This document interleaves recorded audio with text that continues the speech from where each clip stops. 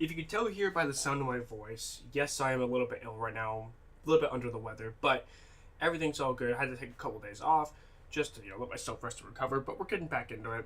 And today's video, I wanted to pose a question, and I'm going to talk about both sides of this. Was Joker's death necessary in Batman Arkham City? Because I can absolutely see both points of view, and I'm going to get into a couple different reasons why for each side, like I mentioned. So, without wasting too much of your guys' time, let's get right into this. And if you guys enjoy the videos, make sure to leave a thumbs up, make sure to subscribe for more content, and let's get right into it.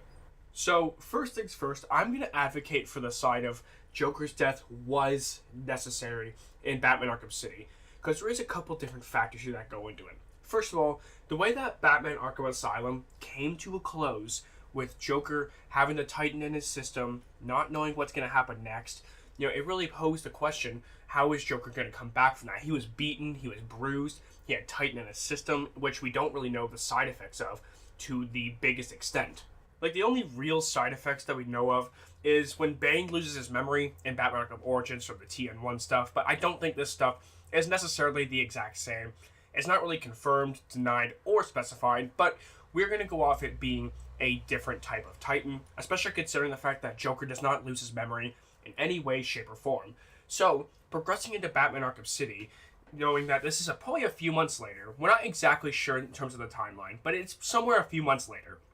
And at this point, Batman hasn't seen Joker since the asylum, and Joker is ill, and kind of almost lures Batman into helping him, right, to get this cure so that he doesn't die. Well, as we all know, at the end of the game, Joker does pass away, and obviously at the time, I think everyone probably had mixed feelings on it, but the point of that is that Joker's death at the end of that game, I think, was kind of necessary for Batman's character growth and development, to show him that the Joker is not everything in his life and he can move on and live a normal life without someone like the Joker in it.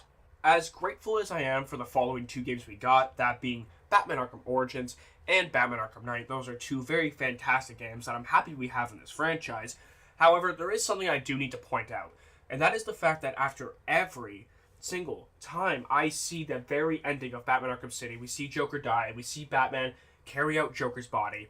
To me personally, this could just be me, but I personally believe that was like the perfect ending to the Batman Arkham saga, in my opinion at least. And I understand if you would want to go back and do Batman Arkham Origins, or maybe you want to do Batman Arkham Knight. I understand if you want to carry those things on. However, them bringing back the Joker kind of shot that ending in the foot a little bit. And I'm going to go into that a little bit more when I talk about the reasons why it wasn't necessary. But like I mentioned, this was necessary in order for Batman to grow, kind of similar to how it would have went down in Arkham Knight. But imagine the Joker wasn't there, but everything else was the exact same. Now, this does kind of tie into Batman's overall character development and growth in a way. But another reason why I believe that you could say Joker's death was necessary was from us, the player's standpoint, where we've had two full games where Joker is the main antagonist. And at this point, people want a fresh start. People were fine with Joker being in the first two games, but now that he's dead, it's kind of time to move on.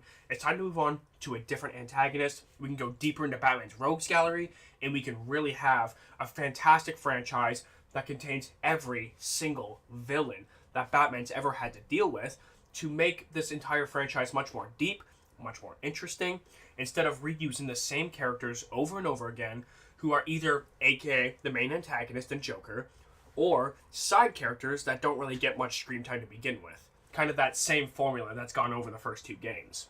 And even if you talk outside the standpoint of, us as the fans wanting to see new characters, these new characters themselves deserve the opportunity to shine and have their own moment in the spotlight outside of the Joker. Because also, there's a lot of us, me included, who are considered casual fans when it comes to Batman, the rogues gallery, everything involved.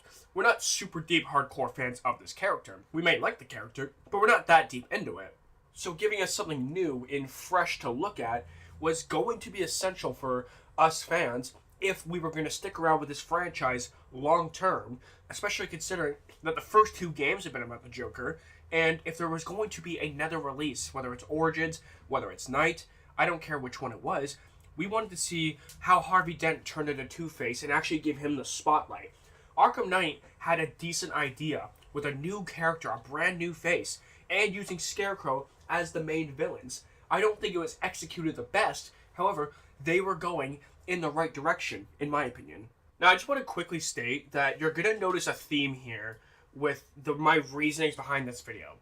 If you think that Joker's death was necessary in Batman Arkham City, then you probably held that stance from the time that the game first launched.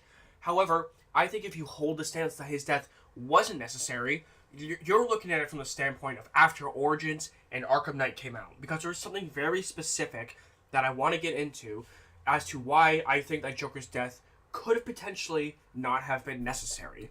And this reason I have for why Joker's death might not have been necessary is for one simple reason, and that is the fact that they brought the Joker back in Batman Arkham Origins and Batman Arkham Knight.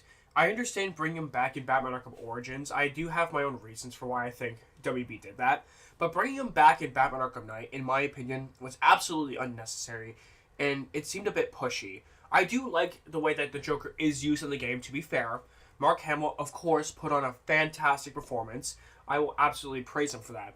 However, I don't know if the Joker being there was really that necessary, in my opinion at least. It kind of takes away everything that Arkham City did with Joker's death. And to me, kind of made it seem like it was to add some sort of cheap shock value that you couldn't really get elsewhere. Because who else's death would have made that much of an impact and made you want to play the story until the very, very end of the game? Hugo Strange dying, or Ra's al Ghul stabbing himself, doesn't nearly have the same amount of impact as the Joker dying at the end of the game, all because the Joker made a dumb mistake and stabbing Batman in the shoulder in which he was holding the cure.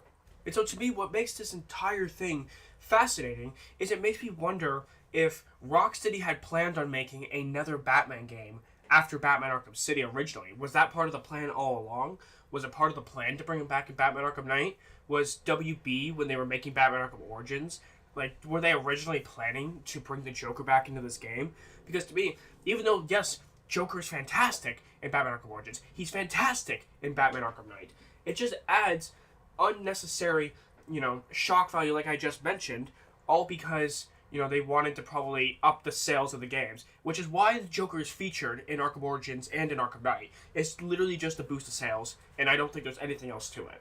So when it's all said and done, the question becomes, was Joker's death necessary in Batman Arkham City? Well, you're not going to like my answer, but I say yes and no. Now, that might seem kind of unclear. You guys might be kind of confused. However, allow me to explain myself.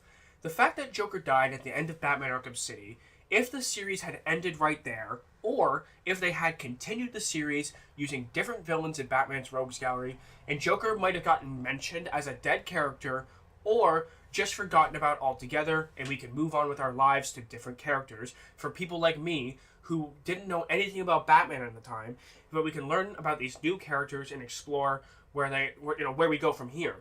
That would have made Joker's death necessary for Batman's growth and for us, the player's growth, into learning about the Rogues Gallery.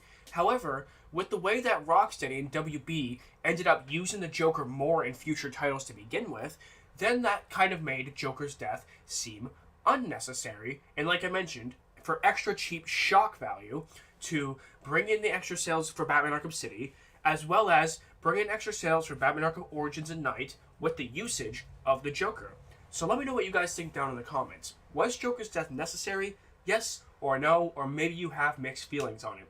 Let me know what you guys think down in the comments. I just want to give a big shout out to those of you who do support this channel. I do very much appreciate every single one of you. And if you want to become a member today, click the join button right underneath this video. That does entail shout outs at the end of each video, early access to new videos, as well as your own personal videos that nobody else gets access to besides you. So if you want to join, make sure to click the join button today. As well as if you enjoyed the video, make sure to leave a thumbs up, make sure to subscribe for more content, and as always, thank you so much for everything, guys. I do appreciate each and every one of you, and I hope you all have an amazing day. I'll see you guys in the next one. Peace!